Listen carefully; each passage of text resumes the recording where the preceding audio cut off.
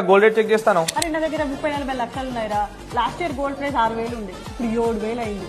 1000 రూపాయలు పెరిగింది. 1000 రూపాయలు పెరిగినట్టు గంత ఇంట్రెస్టింగ్ ఎందుకున్నావు అక్క? ఓపెన్ ప్లాట్లలో 2 సంవత్సరాలు డబల్ అవుతాను కదా అక్క. అయితే నేను నా చేతిలో ఉన్నది కదరా, ఎప్పుడంటే అమ్ముకోవచ్చు. నువ్వు అమ్ముకున్నప్పుడు మేకింగ్ చార్జెస్ అని తరుగు అని తీసేస్తాడు, నీకు వచ్చిన 1000 రూపాయల ప్రాఫిట్ అక్కడనే పోతుంది అక్క. నీది 30 లక్షల సంవత్సరాలు ఉంచుకుంటూ అమ్ముకుంటే తక్కువ 50 లక్షలు మేక్ చేస్తావు అక్క.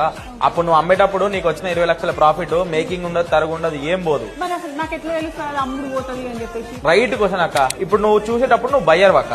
నువ్వు బయ్యర్ గా నువ్వు ఏమేమి చూడాలంటే ఇన్ఫ్రాస్ట్రక్చర్ ఎక్కడ డెవలప్ అయి ఉన్నది, చుట్టుపక్కల ఏం వస్తున్నాయి, ఆడ సర్వేలు అయినాయా, భూమి పూజలు అయిపోయినాయా, కడుతున్నారా ఆల్రెడీ. 2-3 సంవత్సరాలు వాడు ఆల్రెడీ వచ్చి స్ట్రక్చర్ స్టార్ట్ చేస్తాడు. స్టార్ట్ చేసినప్పుడు నీ దగ్గర సెల్లర్ లాగా ఒక పాయింట్ ఉంటుంది, ఏందని అరే ఇక్కడ కడుతున్నాడు, నెక్స్ట్ ఇంకో 5 years లో మొత్తం కన్స్ట్రక్షన్ అయిపోయేసరికి భూమి అయిపోతుంది అని చెప్పి. ఆర్ఎల్స్ 3 years లో నీకు ఇంకా అక్కడ ఎక్కువ వాల్యూ యాడ్ చేద్దాం అనుకుంటే లోన్ తీసుకుని ఒక మంచి G+2 అన్న G+1 అన్న కన్స్ట్రక్ట్ చేయి, ఇల్లు లాగా అమ్ముకో, మస్తు పైసలు మేక్ చేస్తావు.